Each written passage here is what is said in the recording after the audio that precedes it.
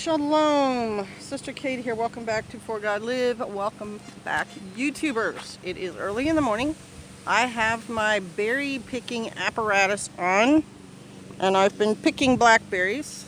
And behind me you can see my husband has been trimming some grapevines and sumac and things that are in our blackberry row, which you have seen in countless videos. It's all stretching out behind me.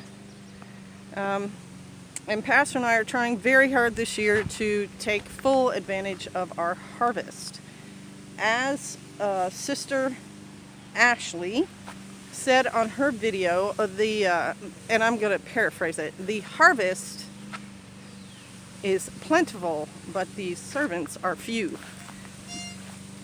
When you have something like this asset that we have, which we didn't plant, growing on your property, you need to take advantage of it. You need to be ready for what is coming. And well, I didn't know how, or I wasn't ready for it excuse will be exactly that. It will excuse you, but then you will have wasted this bounty. And do that a couple of times, and will it even come back? Because things need to be tended, they need to be cared for, they need to be harvested. So something else that I did, you saw me on my grapevine video, was trim out a lot of the dead canes from previous years, because they just get in the way and they obstruct you from doing your job. They're very sharp and are part of the problem. I also ended up trimming back a lot of the first year fruit, and a lot of you know that that first year fruit is what's going to bear for you. But we obviously don't have a shortage. And again, a lot of times that first year fruit is growing right up front, and it's in your way as you try to pick from the more mature vines. So that's blackberries. I tie the bucket around my neck so I have two hands to use. Obviously I can pick with both of them when I'm picking. I'm using one to steady this camera. Turn of a phrase there. You've seen my videos, they're not very steady. I definitely use the make this video better editing option when I upload them to YouTube. What else is going on in our life? Well, one of our rabbits from the foundation escaped. The female, who was not part of the breeding team, she was their offspring. The male had been chasing her around quite aggressively for a couple of weeks, and then she just wasn't there. I assumed she was hiding in her den and having her kits, but the other morning I was out going to feed the rabbits, and she was sitting outside of the pen, and so somehow she jumped up out of there. I set a live animal trap out for her, baited with some of her favorite food, but what she's been doing, and it's a problem, is she's been eating our cabbage right out of the garden. So today one of my tasks will be to move the live trap and to put barriers around those cabbages, which are almost ripe. And I intend to make sauerkraut. And he bought me a really nifty little container to do that with. So I do want to harvest those cabbages. I'm not going to say let the rabbit have them. If she were eating something I didn't care about, you know what I mean? It would not make that big of a difference to me, but I care about those cabbages.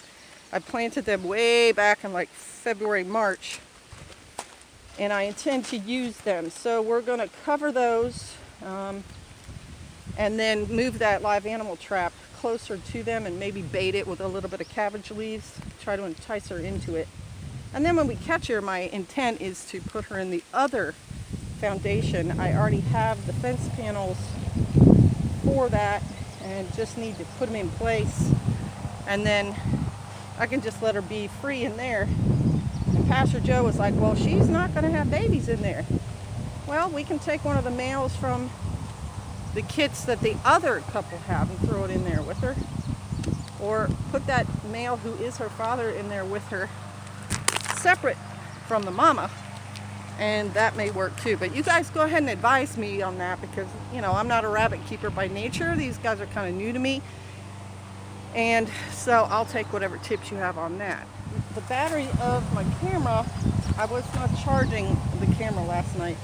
I did not have the electricity on, and so it got down to 16%. And because I wanted to kind of get back in touch with y'all and do an update video, I actually have to carry around my portable battery to charge it as I'm filming. These things are awesome. Anchor. They're kind of pricey, but man, this thing's lasted, I think, at least 4 years. And charges well and holds 4 charges. So I'm holding that and doing this and doing that. I'm a multitasker by nature. Pastor Joe is a single tasker. I'm a multitasker. I like to try to be as productive as I can be. And so, yep, pick berries, make a video, charge the camera, all at the same time. Because Pastor cut those grapevines, I've already harvested some of the leaves, because yes, you can cook in grape leaves. You can put grape leaves in your dill pickles to help keep them tart. Although the grapevines alone won't do that. You have to add, I think, alum to them also. And then the actual vines that are still laying in the road there, if I have time, I'm going to weave them, because I do know how to weave baskets. If you don't know how, and a class is offered near you, you should take it. It's an interesting little craft, and it saves you from having to spend $100 on the longer burger basket if you're into being thrifty. Whoa, caught on the vine. Other things on the front here. We have the Rhodesian Ridgeback puppies. I will attempt.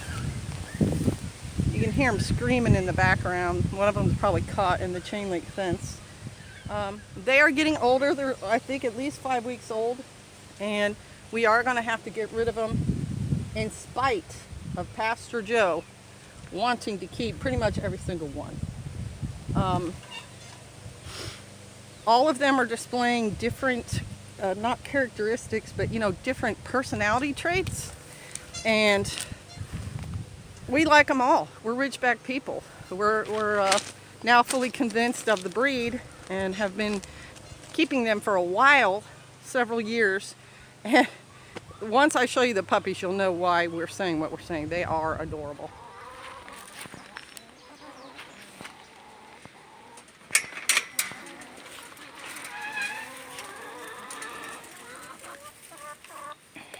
And there's the flood that is the pups.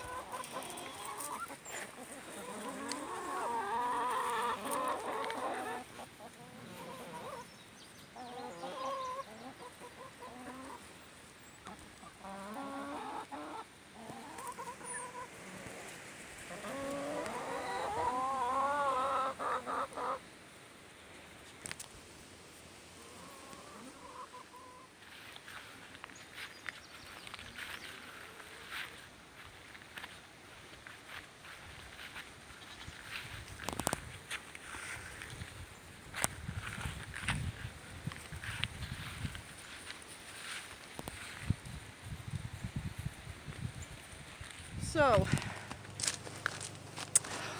oh, and we switched to pygmy goats. I know we told you that, but I'm milking the older pygmy goat again.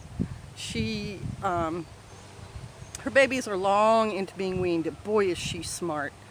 She has an instinct for self-preservation, as my daughter put it, that is very strong. And I have to convince her that it's a good idea to go with me to be milked. So I bribe her with food, and it works pretty well.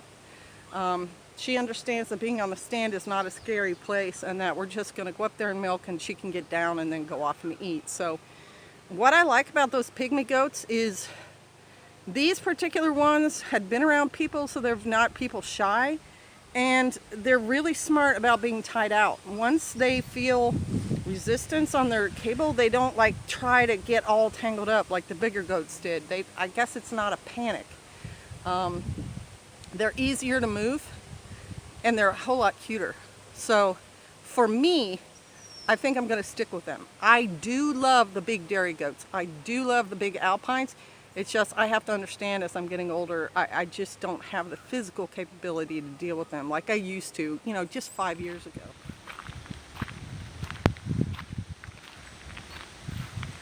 So that's the really smart nanny and her son. And you see how much smaller they are and how they're just laying there. Their cords aren't tangled. Hers goes that way and his is there and goes that way.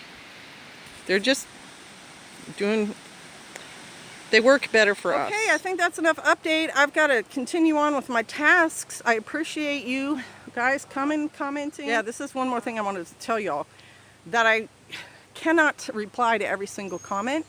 And although I have repeated myself several times on certain issues, I'm just going to put a comment down there that says, you know, read the other comments, because there's a world of information in there from the input of you all and also my replies to you all. So do not be offended if I cannot reply to every single comment. Just know I value you as subscribers. All right, bless you. Shalom.